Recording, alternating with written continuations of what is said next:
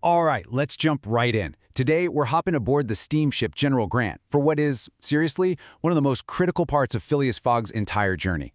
We're talking about the 22-day race across the huge Pacific Ocean. And trust me, this is where things get really interesting. Alliances get tested, time itself becomes this weird puzzle, and the whole hunt for a fugitive takes a very, very strange turn. So, let's get into it.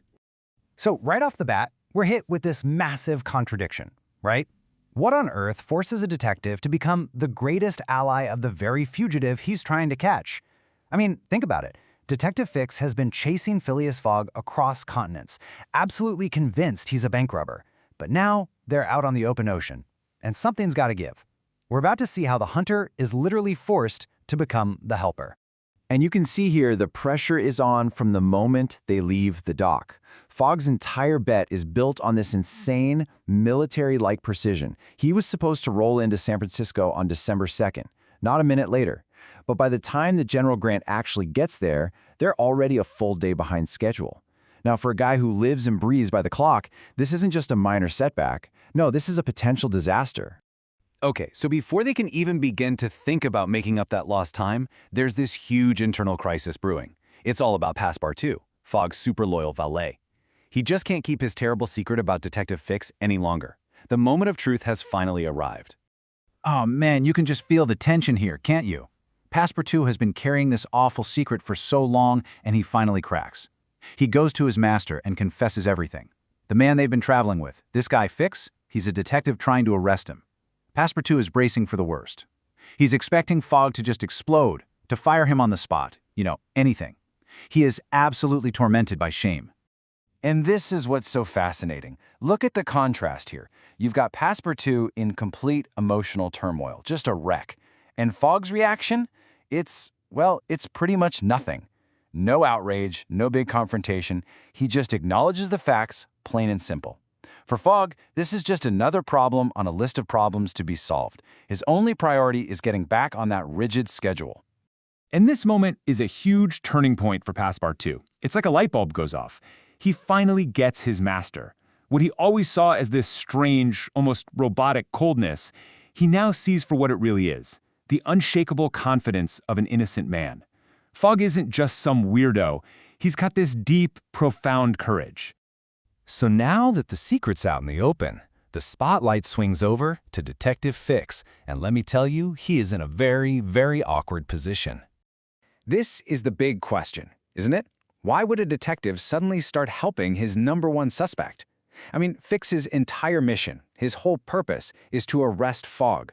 So why on earth would he suddenly want to make sure Fogg's journey is a success? Well, it all comes down to a piece of desperate but honestly pretty brilliant logic. Okay, here's the breakdown. The whole thing boils down to jurisdiction. Fix knows his British arrest warrant is basically just a piece of paper in America. It's completely useless. His one and only chance to slap the cuffs on Fogg is to get him back onto British soil. So what's the fastest way to do that? Well, ironically, it's to help Phileas Fogg win his bet and get back to Britain as fast as humanly possible. And that makes him the perfect example of a reluctant ally. He's totally forced by the situation to help someone he's trying to take down. He needs Fogg to succeed to achieve his own goals. So now, every little delay that drives Fogg crazy drives Fix even crazier. The irony is just, it's perfect. So while all this human drama is playing out between the characters, the journey itself starts throwing its own curveballs. The Pacific Ocean is not about to make things easy for them. You know, one of the weirdest things that can happen on a long sea voyage is crossing the 180th meridian, what we all know today as the International Dateline. It's this imaginary line where today suddenly becomes tomorrow or yesterday. Now, you'd think for a guy obsessed with his schedule like Fogg, this would be straightforward.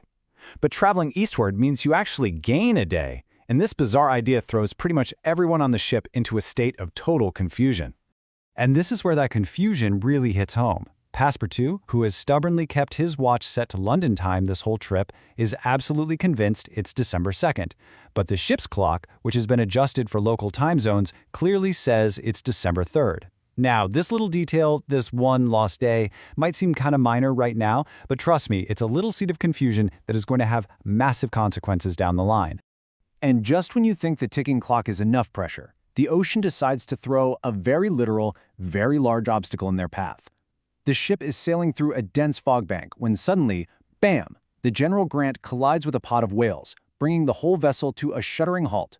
And the result of that collision? 3 hours. 3 precious hours just gone. Phileas Fogg, ever the calm accountant, just notes the delay in his log. But for Fix, our new reluctant ally, this delay is pure agony. Every single lost minute is pushing his goal further and further away. So after 22 long days of tension, confusion, and some unexpected whale drama, the end of this massive ocean voyage is finally in sight. But their race against time, oh, it's far from over. And there it is.